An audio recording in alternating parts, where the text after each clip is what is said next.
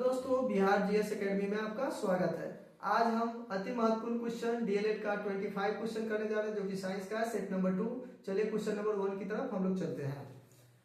दृश्य वर्णक्रम में सबसे कम तरंगदैर्घ्य वाला रंग कौन सा है? हम लोग 10th में पढ़े हैं, जब प्रकाश के किरणों को प्रिज्म से होकर गुजारा जाता है तो 7 रंग में विभक्त हो जाता है। इसी को प्रकाश का वर्ण विक्षेपण कहते हैं। इसी पे तरंगदैर्घ्य डिसाइड होगा। इसको हम देखेंगे। यहाँ पे सभी आदमी देखिएगा। जब हम एक प्रकाश की किरण को प्रिज्म से होकर गुजारते हैं तो प्रकाश के परावर्तन के बाद ये 7 रंगों में विभक्त हो जाता है। कितने रंग में? 7 रंग में विभक्त हो जाता है। कितने रंग में विभक्त होता है? 7 रंग में विभक्त होता है। 1 2 3 4 5 6 और ये ले लीजिए 7। यहाँ से प्रकाश को गुजारे हैं, विचलन के बाद ऐसे गुजर जाएगा। इसका याद करने का एक ट्रिक याद करिएगा। आप लोगों के गांव में राय जी जो जब आते हैं वो उस हिसाब पे ट्रिक याद कीजिएगा।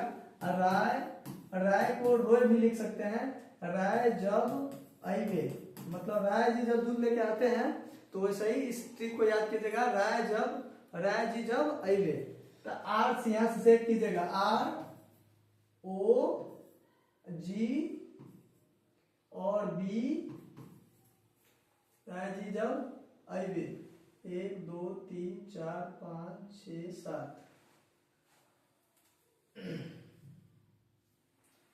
Y G B I और V, यानी राय जी जब आइवे। यानी R फॉर क्या हो जाएगा? रेड। क्या हो जाएगा? रेड यानी लाल। O फॉर ऑरेंज, यानी O for orange. Y for yellow, yellow. G for green, G for green. B for blue, blue.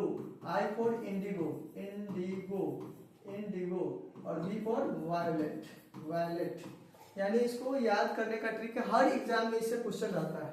अगर पूछेगा कि सबसे ज्यादा तरंगदैर्घ्य किसका होता है तो लाल का, सबसे कम तरंगदैर्घ्य किसका होता है तो वायलेट का। आपको ये भी याद करने का नहीं है, सिर्फ इस फॉर्मेट को याद कर लीजिए कि राय जी जब आते हैं, ठीक है, देहाती वाले भाषा में राय जी जब आते हैं, यानी सबसे ज्यादा तरंगदैर्घ्य किसका होगा? रेड का।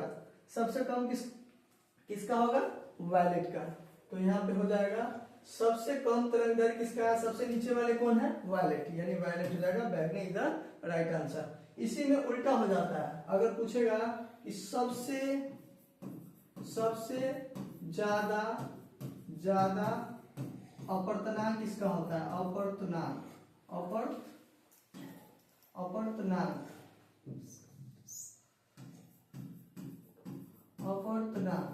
इसका उल्टा हो जाता है। जिसका तरंगदैर्घ्य ज्यादा होगा उसका अपवर्तनांक कम होता है। यानी सबसे ज्यादा अपवर्तनांक किसका हो जाएगा? बैगनी का हो जाएगा। किसका हो जाएगा? बैगनी का। और सबसे कम, अगर पूछे कि सबसे कम अपवर्तनांक पूछे कि सबसे कम अपवर्तनांक किसका हो जाएगा? तो ये हो जाएगा लाल का। यानी उल्टा हो जाता है इसमें। अगर पूछेगा सबसे ज्यादा तरंगदैर्घ्य किसका होता है तो रेड का, सबसे कम तरंगदैर्घ्य किसका होता है तो बैगनी का। इसमें उल्टा हो जाएगा। Question number next. इंद्रधनुष के रंगों का सही क्रम क्या होगा? दोस्तों वही ट्रिक लगाएंगे, यानी किसका क्रम क्या होगा? तो ऐसा ही ट्रिक से राय जब आएंगे, राय जी जब आएंगे तो इसका सही क्रम खोजना है। यानी रेड होगा। यहाँ पे देखिए ग्रीन है, नीला तब हरा। यहाँ देखिए ग्रीन के बाद ब्लू आता है, यानी ये नहीं होगा। ये क्वेश्चन ये वाला नहीं होगा। यहाँ पे देखिए बैगनी हरा, तो बैगनी यहाँ पे देखिए बैगनी जो है, यहाँ पे देखिएगा बैगनी, तो बैगनी उसके बाद हरा, उसके बाद नीला, तो ये भी गलत है। ठीक है। इसके बाद देखिए नीला पीला हरा, नीला पीला हरा, ये भी गलत है। और इसके बाद नीला हरा पीला, नीला और हरा, नीला हरा और पीला। इसका इंद्रधनुष के सही क्रम है।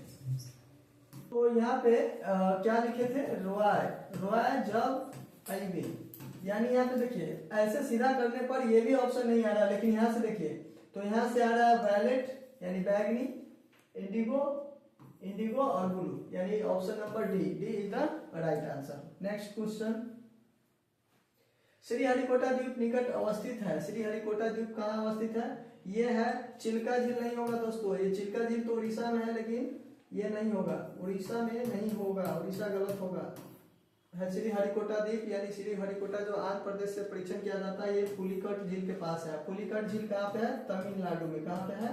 तमिलनाडु। तो तमिलनाडु मेरा आंसर होगा, यानी पुलिकट झील कहाँ पे अवस्थित है? तमिलनाडु में है। और श्रीहरिकोटा द्वीप कहाँ अवस्थित है? तो तमिलनाडु के पास है। महानदी आप लोग जानते हैं कि महानदी उड़ीसा है, जो सबसे बड़ा बांध बना हुआ है डैम। चिल्का झील उड़ीसा में पड़ता है, गोदावरी महाराष्ट्र में पड़ता है। कहाँ पड़ता है? महाराष्ट्र में, गुजरात में, ये कितने भी ये मेन स्टेट है। तो श्रीहरिकोटा द्वीप कहाँ अवस्थित है? पुलिकट झील के पास में। भारत की टैंक प्रतिरोधी मिसाइल क्या है? टैंक प्रतिरोधी मिसाइल नाग है। क्या है?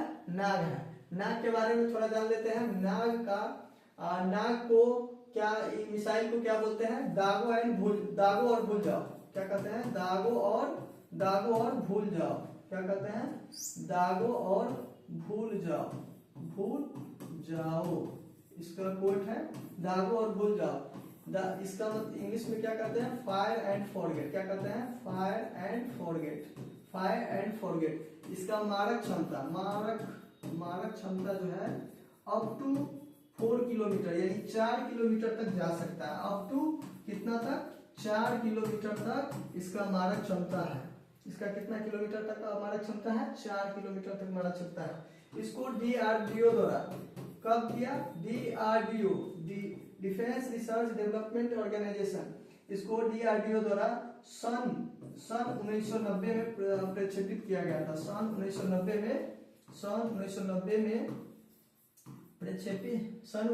में मतलब रेडी किया गया था। कब किया गया था? सन 1990 में रेडी किया गया था, यानी तैयार किया गया था।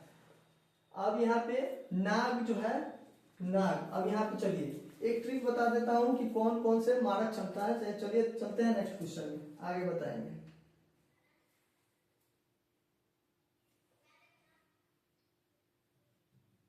इसी क्वेश्चन में दोस्तों बता देते हैं, आगे क्वेश्चन ऐसा नहीं है।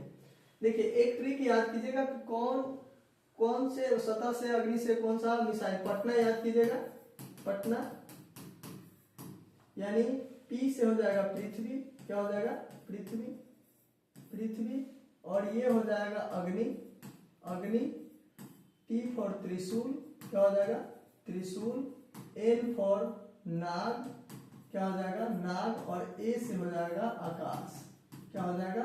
आकाश। देखिए पृथ्वी जो है, पृथ्वी और अग्नि, ये दोनों याद रखिएगा, पृथ्वी और अग्नि।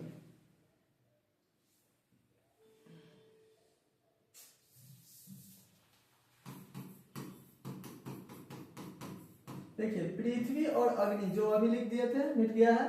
पृथ्वी और अग्नि जो है सतह से सतह मार करने वाली मिसाइल है। सतह से सतह मार करने वाली मिसाइल है। सतह से सतह मार करने वाली मिसाइलें हैं अग्नि और पृथ्वी। कौन कौन? ये है पृथ्वी, ये है पृथ्वी, और ये है अग्नि। क्या है? अग्नि।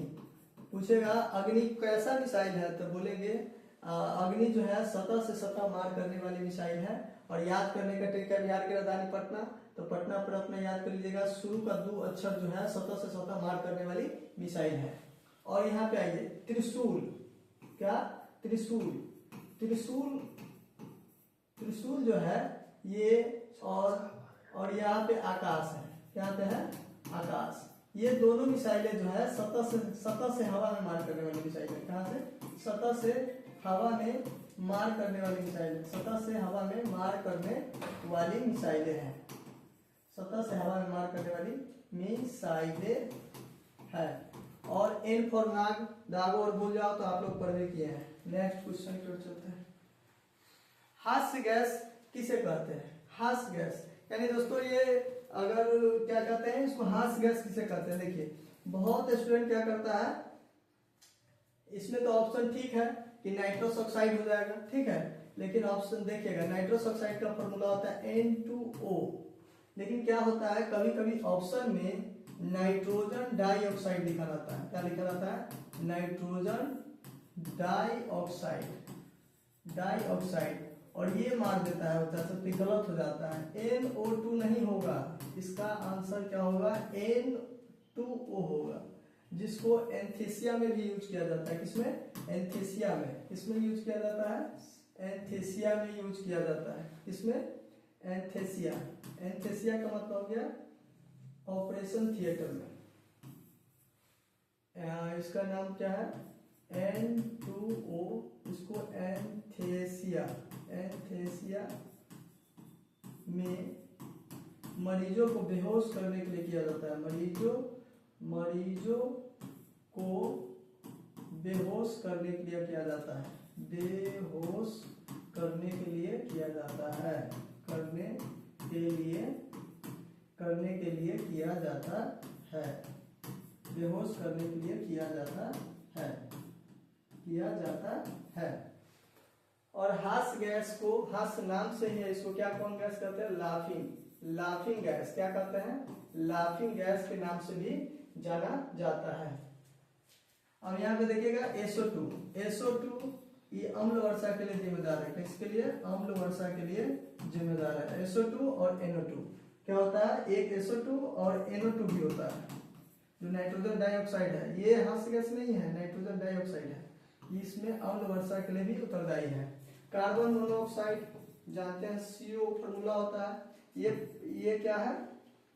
ग्रीन हाउस गैस है। क्या है? ग्रीन हाउस गैस है। ग्रीन हाउस गैस है। ग्रीन हाउस गैस है। ये भी हाइड्रोजन पेरोक्साइड, ये भी ग्रीन हाउस गैस है। लेकिन तत्काल हास्य गैस किसे कहते हैं? नाइट्रस ऑक्साइड को कहते हैं। N2O होता है। नेक्स्ट क्वेश्चन, निम्नलिखित में से किस एक को स्ट्रेंजर गैस भी कहा जाता है?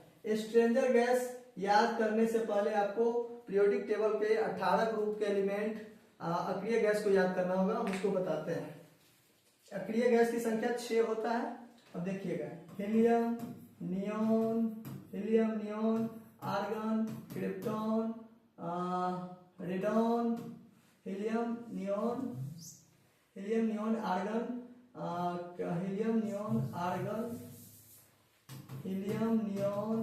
Argon, krypton, xenon, radon. इसको याद करना पड़ेगा। ये अक्रिय गैस पूछेगा कि टोटल कितने अक्रिय गैस है, तो 6 ही मारना है, 7 नहीं होता है, 6 ही होता है। अक्रिय गैस की संख्या कितना हो जाएगा? अक्रिय गैस की कुल संख्या अगर पूछे तो 6 ही करना है। हीलियम का क्या हो जाएगा? 2, नियोन का 9। अब दूना करते चल जाना है। कितना? 2 9 दूना 18, यानी आर्गन का कितना हो जाएगा? 18। क्रिप्टॉन का, इसका 2 36। जेनॉन का हो जाएगा 54। कितना हो जाएगा? 54। इसमें मतलब 9 का 9 18 9, इसको दूना करते जाना है। इसमें 18 जोड़ेंगे तो हो जाएगा। रेडॉन का 86 होगा। यानी जेनॉन को ही स्ट्रेंजर गैस बोलते हैं। क्या बोलते हैं? जेनॉन को स्ट्रेंजर गैस बोलते हैं। क्या बोलते हैं? जेनॉन को XN के डिनोट करते हैं। इसका एटॉमिक नंबर 54 होता है। सारा चीज लिखा हुआ है। नियोन यहाँ पे है, नियोन है, नाइट्रस ऑक्साइड है, आर्गन है, सब जान गए। इसको याद कर लीजिएगा कि किसका क्या एटॉमिक नंबर इसमें से फिक्स रहता है। हीलियम का पूछेगा, पूछेगा कि कौन अक्रिय गैस नहीं है, तो 6 याद रहेगा, तब ये पता चलेगा कि अक्रिय गैस कौन है नहीं है। Helium, neon, argon, krypton, xenon, radon, ये सबको याद कर दीजिएगा। नेक्स्ट, गेहूं की खेती के लिए कौन सा उर्वरक गेहूं की खेती के लिए कौन सा उर्वरक का उपयोग करेंगे?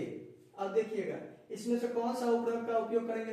अच्छा बताइए, अभी गेहूं में पानी पट रहा है और बोरा खरीद के लाते हैं जो यूरिया का, उसमें क्या चीज रहता है सबसे सर्वाधिक मात्रा में? तो उसमें नाइट्रोजन रहता है, जो कि 46% होता है। तो सबसे ज्यादा जरूरी को क्या चीज है? नाइट्रोजन। तो nitrogen is the right answer. वैसे इसमें किस चीज का यूज करेंगे? नाइट्रोजन। यूरिया जो बोरा लाते हैं ना, उसमें 46% नाइट्रोजन रहता है, उसी के यूज करेंगे हम नाइट्रोजन का। और इसे याद कर लीजिए, कॉपर का सिंबल क्या होता है? Cu। इसका एटॉमिक नंबर कितना होता है? 29, यानी परमाणु संख्या। क्या होता है?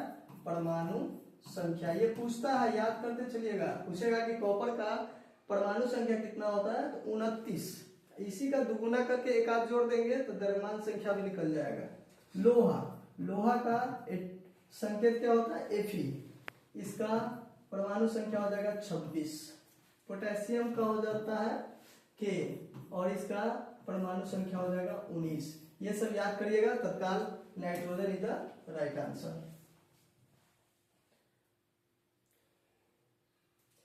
तत्व जो उर्वरक में नहीं पाया जाता है, कौन सा ऐसा तत्व इसमें जो है उर्वरक में नहीं पाया जाता है। देखिए ई लिखा हुआ है, नाइट्रोजन लिखा हुआ है, नत्रजन नहीं है, नाइट्रोजन है, नाइट्रोजन।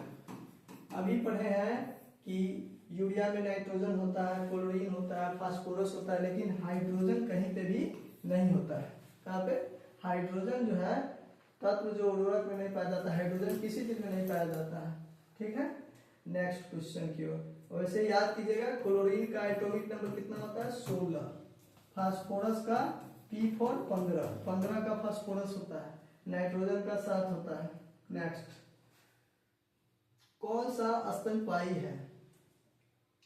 स्तनपायी उसे कहते हैं जो बच्चे को जन्म देती है और बच्चे की जन्म देती है जिसके 2 बाहरी कान दिखाई देते हैं, उसको स्तनधारी कहते हैं। स्तनधारी यानी यहाँ पे देखिएगा, वेल एक ऐसी मछली है जो कि स्तनधारी है, जो बच्चे को जन्म देती है। ठीक है, और एक क्वेश्चन और बताइएगा, ऐसा कौन सा जीव है जो अंडे देने वाली है फिर भी स्तनधारी है। तो 2 जीव का याद रखिएगा, अंडे देती है फिर भी स्तनधारी है। अंडे देने वाली 2 स्तनधारी का नाम बताना है। अंडे देने वाली दो स्तनधारी कौन कौन से हैं, स्तनधारी। अंडे देने वाले 2 स्तनधारी का नाम स्तनधारी। अंडे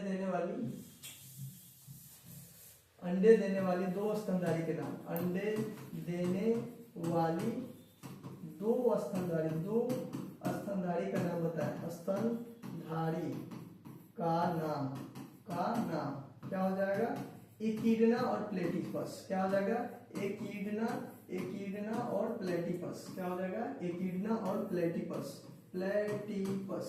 एकिडना और प्लेटिपस। ये 2 क्वेश्चन मोस्ट वीवीआई है, जो हर एग्जाम का फेवरेट है कि अंडा तो देती है फिर भी स्तनधारी है। ऐसे 2 जीव कौन से हैं, इसी में ऑप्शन में दे देगा एकिडना, स्क्विड, शार्क, ऑक्टोपस। तो आपको क्या आंसर हो जाएगा, एकिडना हो जाएगा या प्लेटिपस हो जाएगा। नेक्स्ट क्वेश्चन की ओर चलते हैं।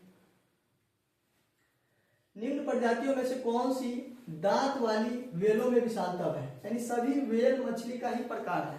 फिनबैक whale, sperm whale, blue whale और हम्पबैक वेल। ये सभी स्तनधारी मतलब मछली है, मतलब जीव है, लेकिन इसमें दांत वाली वेलों में विशालतम कौन है, तो sperm whale is the right answer. क्या हो जाएगा, स्पर्म वेल जो होगा दांत वाली मछलियों में सबसे क्या है, बिग है, यानी ह्यूज मात्रा में है, बड़ी मात्रा में जो है ये है। ठीक है, तो आंसर हो जाएगा नंबर 3 का ऑप्शन नंबर सी। नेक्स्ट, तत्व जो उर्वरक में नहीं पाया जाता, ये क्वेश्चन रिपीट हो गया दोस्तों। हाइड्रोजन जो है उर्वरक में नहीं पाया जाता, अभी एक्सप्लेनेशन किया था इसका। प्रोटीनों के पाचन में सहायक एंजाइम कौन है, इसमें से बताइए। प्रोटीन के पाचन में सहायक एंजाइम कौन है, यूरिएज, सल्फेटेज, ट्रिप्सिन, प्रोटीन। देखिए यहाँ ऑप्शन से स्पष्ट है, ट्रिप्सिन। अग्नाशय में 3 प्रकार का एंजाइम पाया जाता है, याद कीजिएगा। उसका ट्रिक बनाए हुए ताल, जो भी हम लोग ताल मिलाते हैं ना, उसी का होता है ताल। टी फॉर ट्रिप्सिन, क्या होता है, T for trypsin. A for amylase और एल फॉर लाइपेज। अब देखिए ये अगर याद रहेगा, अग्नाशय में 3 प्रकार का एंजाइम पाया जाता है, जो कि ट्रिप्सिन, एमाइलेज और लाइपेज। इसी में से देखिए तीनों ऑप्शन में से एक ही है, यानी ट्रिप्सिन हो जाएगा। Trypsin is the right answer, यानी प्रोटीनों के पाचन में सहायक एंजाइम कौन सा है, तो ट्रिप्सिन है। नेक्स्ट, विटामिन सी का मुख्य स्रोत क्या है। विटामिन सी यानी खट्टे फल, यानी कच्चे एवं ताजे फल, आंवला हो गया, खट्टे खट्टे जितने भी फल है सभी में क्या पाया जाता है, विटामिन सी का प्रचुर मात्रा होता है। विटामिन सी इसमें बहुत मात्रा में पाया जाता है। दूध दाल, दाल में भी प्रोटीन होता है, इसमें क्या होता है, प्रोटीन होता है, क्या होता है, प्रोटीन होता है। घी में क्या पाया जाएगा, वसा पाया जाएगा। दूध में आ जाते हैं विटामिन सी का प्रमुख, लेकिन दूध में ही विटामिन सी नहीं पाया जाता है। पूछता है कि कौन दूध में कौन सा विटामिन नहीं पाया जाता है, तो दूध में विटामिन सी नहीं पाया जाता है। क्या नहीं पाया जाता है, दूध में विटामिन सी नहीं पाया जाता है। समझ में आया। पूछेगा कि दूध में कौन सी विटामिन नहीं पाया जाता है, तो दूध में सी विटामिन नहीं पाया जाता है, बाकी बात सब पाया जाता है, ए बी सी डी, यानी सी के छोड़ के सब पाया जाता है, लेकिन सी नहीं पाया जाता है। दाल में प्रोटीन हो गया। विटामिन सी का मुख्य स्रोत क्या हो जाएगा, कच्चे एवं ताजे फल हो गया, घी हो गया। ठीक है, इसमें भी और कुछ है जिसमें जैसे यहाँ से कर सकते हैं, यहाँ पे देखिएगा ए की कमी से क्या हो जाएगा, विटामिन ए की कमी से रतौंधी हो जाएगा, क्या हो जाएगा, रतौंधी होगा। बी की कमी से, बी नहीं होता, बी कॉम्प्लेक्स होता है, क्या होता है, कल गलत बता गया था, बी की कमी से हो जाएगा बी कॉम्प्लेक्स। बी कॉम्प्लेक्स हो गया, इसमें बहुत सारा हो जाएगा, जैसे B1 की कमी से बेरी बेरी होता है, क्या होता है, बेरी बेरी। B2 से क्या होता है, B2 से राइबोफ्लोविन होता है, राइबोफ्लोविन। B3 से, विटामिन B3 से नियासिन, जिसको प्लेग्रा कहते हैं, नियासिन होता है। इससे कौन सा रोग हो जाता है, पेलाग्रा रोग हो जाता है। ठीक है दोस्तों। सी से जानते हैं स्कर्वी होता है, सी से क्या हो जाता है, स्कर्वी। डी से रेक्टस हो जाता है, रेक्टस यानी जनन का कमी हो जाता है। डी रेक्टस यानी सूखा रोग, जिसको बोलते हैं, क्या बोलते हैं, सूखा रोग, क्या बोलते हैं, सूखा रोग। और दोस्तों ई के कमी से तो आप लोग जानबे करते हैं, ई के कमी से क्या होता है, जनन रोग, जनन संबंधित रोग हो जाता है, जनन संबंधित रोग हो जाता है। देखिए दोस्तों, एक क्वेश्चन के सहारे हमने 10 क्वेश्चन बताया, इसको याद करते चलिएगा। नेक्स्ट क्वेश्चन, विटामिन सी का सबसे उत्तम स्रोत, आप देख लीजिए इसमें सबसे खट्टा चीज कौन है, आंवला, यानी इसमें विटामिन सी पाया जाएगा। ठीक है। सेब में कौन सा अम्ल पाया जाता है, सेब में कौन सा अम्ल पाया जाता है, सेब में कौन सा अम्ल पाया जाता है, तो मैलिक अम्ल पाया जाता है। क्या पाया जाता है, मैलिक अम्ल पाया जाता है, मैलिक अम्ल। ठीक है। आंवला में साइट्रिक अम्ल, आंवला में क्या पाया जाता है, एसिटिक अम्ल, क्या पाया जाता है, एसिटिक अम्ल। दूध में अभी बताया है, इसमें विटामिन सी नहीं होता है, क्या नहीं होता है, विटामिन सी नहीं होता है, क्या नहीं होता है, विटामिन सी नहीं होता है। आम का रासायनिक नाम क्या होता है, आम का वैज्ञानिक नाम, रासायनिक नहीं, आम का वैज्ञानिक नाम, फेवरेट क्वेश्चन इसलिए बता रहे हैं। आम का वैज्ञानिक नाम मैंजीफेरा होता है, मैंजीफेरा इंडिका, क्या होता है, मैंजीफेरा इंडिका होता है। ठीक है दोस्तों। नेक्स्ट क्वेश्चन, यूरिया किसके द्वारा रक्त से पृथक किया जाता है, यूरिया किसके द्वारा रक्त से पृथक किया जाता है, तो वो है गुर्दा। गुर्दा को ही इंग्लिश में क्या कहते हैं, किडनी, क्या कहते हैं, किडनी, यानी किडनी से ही रक्त, मतलब किडनी से ही यूरिया फिल्टर होता है, क्या होता है, कि यूरिया का फिल्टराइजेशन होता है, किडनी के थ्रू होता है। इसी के क्रियात्मक इकाई को आप देखिए, ब्रिक के, किडनी को, किडनी का 3 नाम है, देखिए गुर्दा दिया रहेगा हिंदी में, या हिंदी में और दिया रहेगा ब्रिक, क्या दिया रहेगा, ब्रिक दिया रहेगा, या इंग्लिश में किडनी दिया रहेगा। ठीक है, तीनों का सेम है। अगर पूछेगा कि ब्रिक के क्रियात्मक इकाई को क्या कहते हैं, क्या कहा, ब्रिक के क्रियात्मक इकाई को क्या कहते हैं, क्रियात्मक इकाई को क्या कहते हैं, इकाई को क्या कहते हैं, इकाई को, ब्रिक के क्रियात्मक इकाई को क्या कहते हैं, नेफ्रॉन कहते हैं, क्या कहते हैं, नेफ्रॉन कहते हैं। ये सभी फेवरेट क्वेश्चन है, ये पूछेंगे जाएंगे एग्जाम में, याद रखिएगा। पूछेगा कि ब्रिक के क्रियात्मक इकाई को क्या कहते हैं, तो क्या कहते हैं, नेफ्रॉन कहते हैं, गुर्दा वाला हो गया। अभी बताया है अमाशय में 3 तरह का एग्जाम पाया जाता है, जिसको ताल से याद कीजिएगा, किससे, ताल से। T for trypsin, A for amylase, L for lipase, यानी 3 प्रकार का इमाइलेज इसमें पाया जाएगा। ठीक है। पलीहा देखिए, आंत दो प्रकार का होता है शरीर में, एक होता है छोटी आंत, क्या होता है, छोटी आंत, और दूसरा होता है बड़ी आंत, क्या होता है, बड़ी आंत। छोटी आंत में पूर्ण पाचन होता है, कहेगा भोजन का पूर्ण पाचन कहाँ होता है, तो छोटी आंत में होता है। पूर्ण पाचन कहाँ पे होता है, छोटी आंत में ही पूर्ण पाचन होता है। ठीक है, नेक्स्ट क्वेश्चन की ओर चलिए। इम्यूनोलॉजी, इम्यूनोलॉजी, इम्यूनोलॉजी का जनक किसे कहा जाता है? Who is the father of immunology?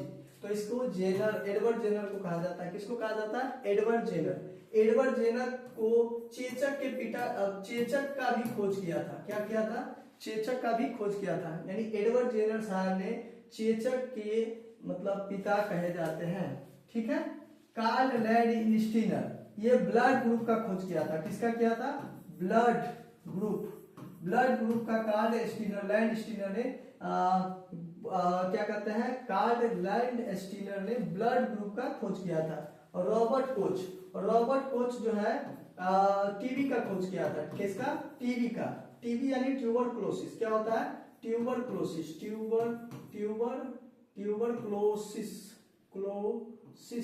Tuberculosis यानी इसी को हिंदी में यक्ष्मा भी कहते हैं। ठीक है, यक्ष्मा, इससे फेफड़े प्रभावित होते हैं। कौन सा इससे प्रवाहित अंग कौन सा है?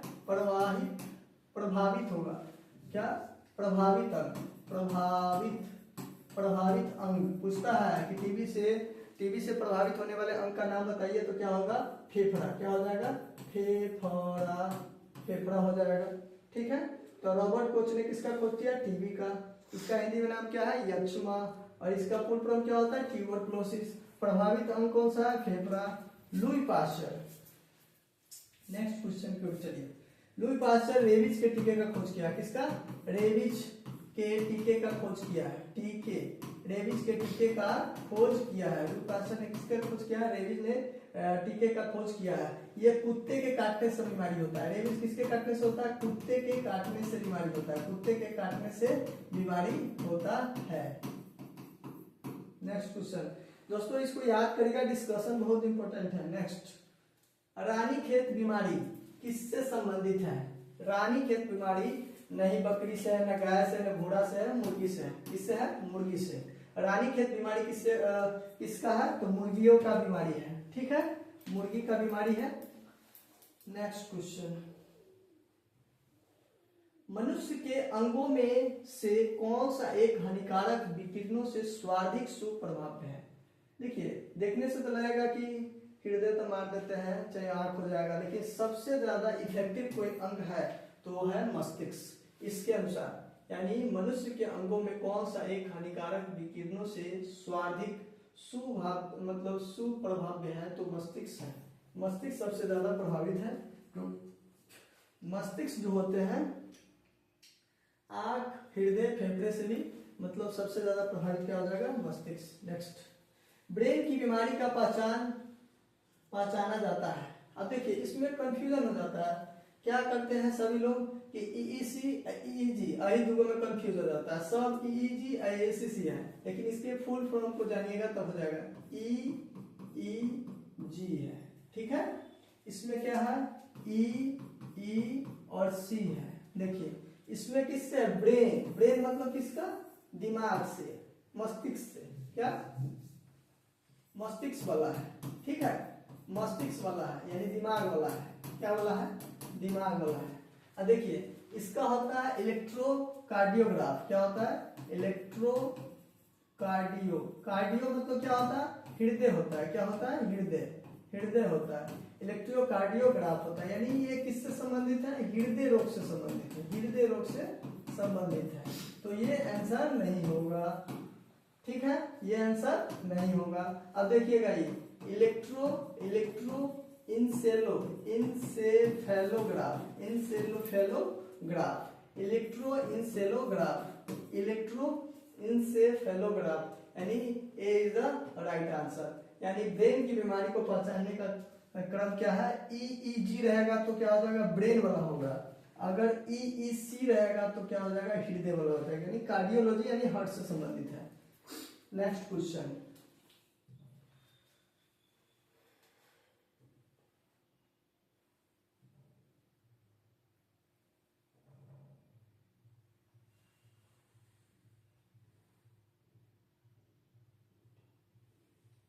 चलिए नेक्स्ट क्वेश्चन में यहाँ पे देखिएगा, नेक्स्ट क्वेश्चन में है 20 क्वेश्चन। ईईजी किस अंग से कार्य प्रणाली का प्रकट होती है। अभी बताया है कि ई, पहले इसका नाम लिखिए ई, देखिएगा, पेन चेंज कर लेते हैं। पहले देखिए ई जी। अब देखिए इलेक्ट्रोइंसेफेलोग्राफ क्या है, इलेक्ट्रोइंसेफेलोग्राफ, ये किससे संबंधित है, इलेक्ट्रोइंसेफेलोग्राफ ये मस्तिष्क से संबंधित है। किससे, मस्तिष्क से। हृदय से कौन संबंधित है, ईसीजी, यानी कार्डियो लगा रहेगा तभी हृदय से होगा, नहीं तो क्या हो जाएगा, ईईजी रहेगा तो मस्तिष्क से होगा। किससे, ईईजी रहेगा तो किससे होगा, मस्तिष्क से होगा। यानी इलेक्ट्रोइंसेफेलोग्राफ होता है, इसका होता है इलेक्ट्रोकार्डियोग्राफ होता है। नेक्स्ट क्वेश्चन, यकृत जो है सबसे बड़ी ग्रंथि अगर माना तब पूछेगा सबसे बड़ी ग्रंथि क्या है, सबसे बड़ी ग्रंथि क्या है, तो यकृत होता है। इसका वजन पूछेगा तो 1.5 kg से लेके 2 kg के बीच में होता है। ये रीजनरेशन पावर होता है, क्या होता है, रीजनरेशन पावर इसमें होता है लीवर में, यानी लीवर जो है अपने आप को पुनः सर्जित कर सकता है। क्या कर सकता है, पुनर्सर्जित कर सकता है, सर्जित कर सकता है। नेक्स्ट, मैड काउ रोग का कारक है। अब देखिए मैड कौन सा होता है, अब ऐसे याद करने के लिए इसमें से विषाणु जीवाणु कुछ से नहीं होता है, कवक विषाणु से नहीं होता है, यानी प्रियन से ही होगा। किससे होगा, प्रियन से। लेकिन एग्जाम में कंफ्यूजन हो जाएगा, मैड काउ, मैड कौन होता है, मैड आदमी होता है। क्या होता है, आदमी। ठीक है, तो ये मैड एक तरह से याद रख लीजिएगा, प्रियांशु जो नाम होता है प्रियांशु, उससे याद कर लेगा, Priyanshu is the right answer. Next, स्वार्धिक विद्युत चालकता वाला तत्व कौन सा है, स्वार्धिक विद्युत चालकता, यानी किसका सबसे ज्यादा चालकता होता है। तो देखिएगा इसमें कॉपर नहीं मारिएगा, चांदी होगा। क्या होगा, चांदी। देखिए लिखा देते हैं पूरा, स्वार्धिक विद्युत चालकता क्या हो जाएगा, स्वार्धिक विद्युत चालकता, विद्युत चालकता अगर सबसे ज्यादा चालकता पूछेगा तो किसका होगा, चांदी का होगा। किसका होगा, चांदी का। उसके बाद पूछेगा तो कॉपर का होगा। किसका होगा, कॉपर का। उसके बाद एल्युमिनियम का, क्या होगा, एल्युमिनियम का होगा। तब जाके लोहा का होगा। ये 4 ही ऑर्डर याद रखिए। कितना ऑर्डर, 4। सबसे ज्यादा चांदी का, उसके बाद कॉपर का, उसके बाद एल्युमिनियम का, तब लोहा का। इसमें देखिए और चांदी सबसे फर्स्ट में है तो चांदी का ही होगा। अब इसका एटॉमिक नंबर भी याद करवा देते हैं। इस सब का फेवरेट है, इस सब का पूछेगा ही। एजी, चांदी का कितना होता है, संकेत क्या होता है, एजी। इसका एटॉमिक नंबर कितना होता है, 47। कॉपर का Cu, इसका एटॉमिक नंबर 29। एल्युमिनियम Al, इसका तो सबको पता है 13 ही होगा। लोहा Fe और इसका एटॉमिक नंबर 26। तो पूछेगा स्वार्धिक विद्युत चालकता वाला तत्व कौन सा है, तो चांदी होगा। अगर चांदी ऑप्शन में नहीं रहे, अगर कॉपर एल्युमिनियम लोहा रहेगा तो दूसरा आंसर क्या होगा, कॉपर होगा। नेक्स्ट, डिटर्जेंट किस सिद्धांत पर सतहों की सफाई करते हैं, तो पृष्ठ तनाव यानी टेंशन फोर्स की वजह से करता है। टेंशन फोर्स बराबर क्या होता है, बल बटे लंबाई। क्या होता है, बल बटे लंबाई। बल कैसे मात्रक, न्यूटन। लंबाई का मात्रक मीटर। यानी पृष्ठ तनाव का अगर ऐसा यूनिट पूछे, पृष्ठ तनाव का अगर ऐसा यूनिट पूछे, क्या ऐसा यूनिट पूछेगा तो न्यूटन पर मीटर आंसर होगा। क्या हो जाएगा, न्यूटन पर मीटर होगा।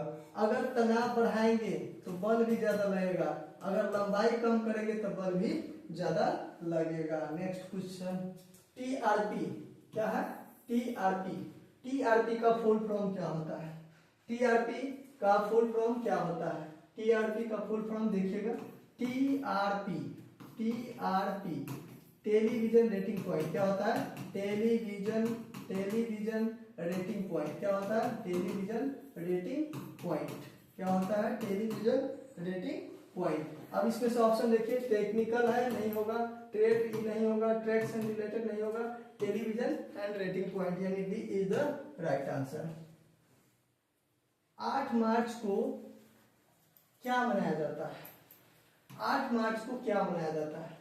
अब सब पूरा लिख ही देते हैं, आप सबको पता चल जाएगा। 8 मार्च को विश्व पर्यावरण दिवस 5 जून का होता है। कितना होता है, 5 जून को होता है। कितना होता है, 5 जून को विश्व पर्यावरण दिवस मनाया जाता है।